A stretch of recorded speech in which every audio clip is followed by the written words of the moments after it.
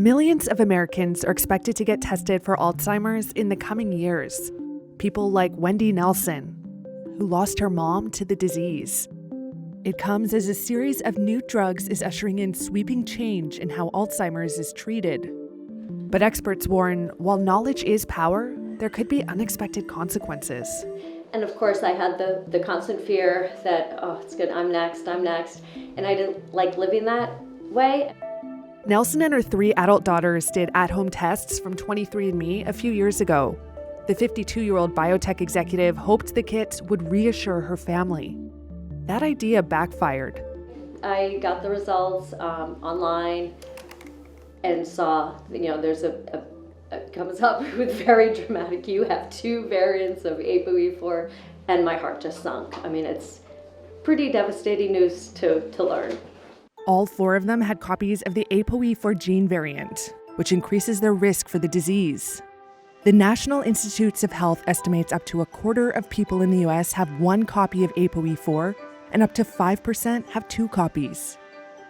Now, new data shows testing for ApoE4 among Americans being treated for Alzheimer's has more than doubled compared to a year ago. That's according to an exclusive analysis of medical records for Reuters by health data firm Truveta. Jessica Langbaum is with the Banner Alzheimer's Institute. With each copy of the ApoE4 that you have, whether if you have 1 copy or you happen to have 2 copies, that not only increases your risk of developing Alzheimer's disease in later life, you tend to develop at a slightly younger age. I will caution that just because you have 1 or 2 copies of ApoE4 does not mean you will, with 100% certainty, develop Alzheimer's disease. It just increases your risk. The testing increase is being driven by new treatments that promise to slow the progression of the disease. Leqembi, for one, which was shown to reduce the rate of cognitive decline by 27% in patients with mild Alzheimer's. But it costs more than $25,000 a year, and right now, mostly isn't covered by Medicare.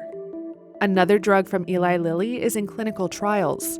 They both can cause swelling and microbleeds in the brain. Still, the drugs are seen as a stepping stone to even more effective treatments in the future. But there's also the question of what happens when you receive potentially life-altering news. Reuters spoke with more than a dozen neurologists and genetic counselors who say there isn't enough support, such as explaining the tests and helping patients navigate all potential psychological, medical, financial, and legal obstacles. It's also important to think about financial considerations and life planning.